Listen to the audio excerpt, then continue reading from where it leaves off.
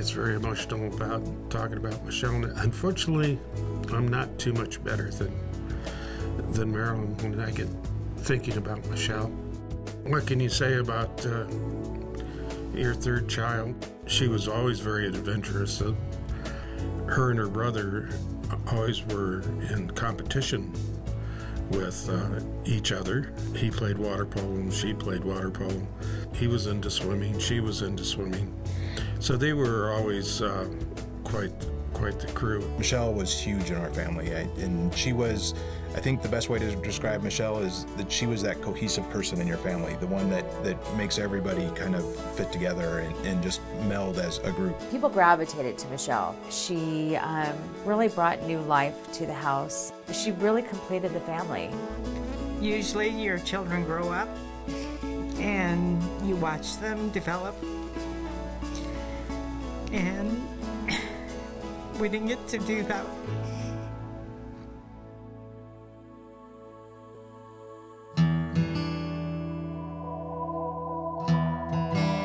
Michelle was so young. It was unheard of. You never heard of a 23-year-old having breast cancer. And then to go to the diagnosis being stage 4 throughout her body, in her bones, it was completely unexpected. The fact that she had to die from cancer was just something that we couldn't bear, I don't think. And so we kept on looking at what it was that we could turn out of us losing Michelle into something that could be a positive. We talked about it quite a bit.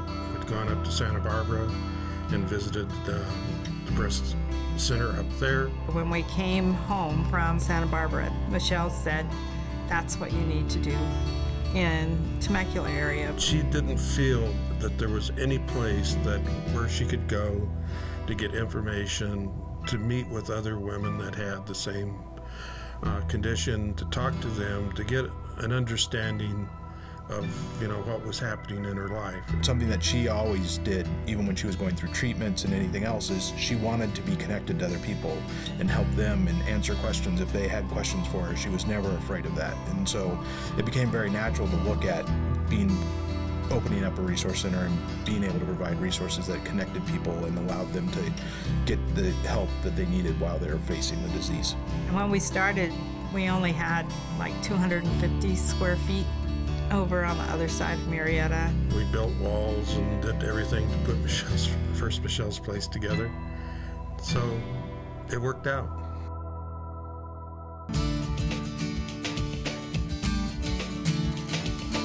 Bill and Marilyn are our foundation. They are Michelle's place.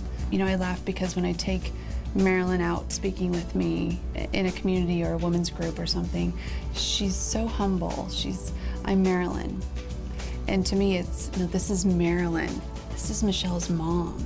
Knowing them and having them here is such a significant part of who we are. It was the loss of a daughter and the beginning of something bigger.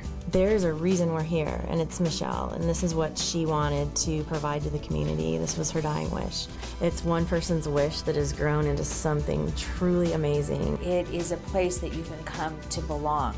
And I think that that's really what she wanted, was someplace that she could go where people understood what she was going through and that she could belong to something. For us, I think it was cathartic for our family. But now I can look at Michelle's place and it's a community location now. It's something that the community has driven, and so it's gone beyond anything that my family could have ever expected.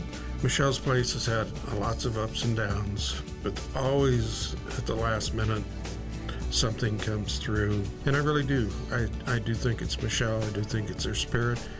You can feel her joy for life, and that always makes me feel good to see that her spirit is still helping other people.